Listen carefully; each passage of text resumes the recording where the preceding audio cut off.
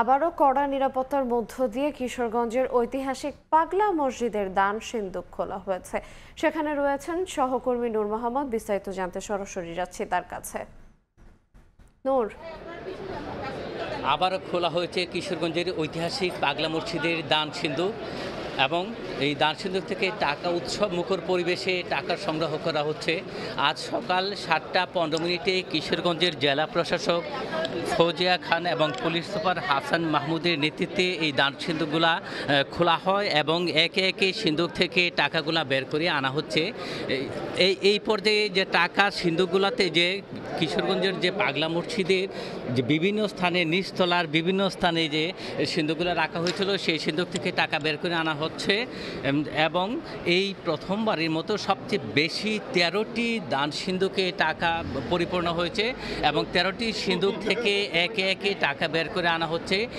আমরা এখন যে পর্যায়ে আছি এবং সবশেষ যে সিন্দুকটি অর্থাৎ 13 নম্বর সিন্দুক থেকে টাকা সংগ্রহ চলছে এবং ব্যাপক উৎসাহ উদ্দীপনার পাশাপাশি নিশ্চিত নিরাপত্তা ব্যবস্থার মধ্যেই এই টাকা সংগ্রহ অভিযান চলছে। আমরা এখানে যেখানে আছি এই শেষ বেশ সিন্দুক খোলা হচ্ছে। এখানেও জেলা প্রশাসক ফৌজিয়া খান এবং পুলিশ সুপার হাসান চৌধুরী সহ পুলিশ প্রশাসনের ঊর্ধ্বতন কর্মকর্তা, সেনাবাহিনী সহ অন্যান্য কর্মকর্তারা উপস্থিত আছেন এবং এই দান সিন্দুকগুলো যে খোলা হচ্ছে পাশাপাশি বস্তায় টাকা ভর্তি করে এই মসজিদের যে দ্বিতীয় তলায় মেঝেতে ঢালা হচ্ছে এবং কিছুক্ষণের মধ্যে এই টাকাগুলা বস্তা ভর্তি করে বস্তা ভর্তি শেষ হওয়ার পরেই গণনা কার্যক্রম শুরু হবে এবং দ্বিতীয় তলায় যে গণনা কার্যক্রম চলবে সারা দিন পর্যন্ত।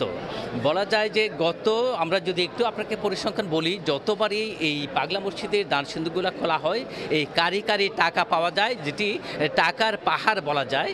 আর এই টাকাগুলা গণনার কার্যক্রম চলে দিনভর। তো এই যে আজকে যে গত 12 এপ্রিল সবশেষ এই দানবাক্স খুলে পাওয়া গিয়েছিল 9,17,00,000 টাকা।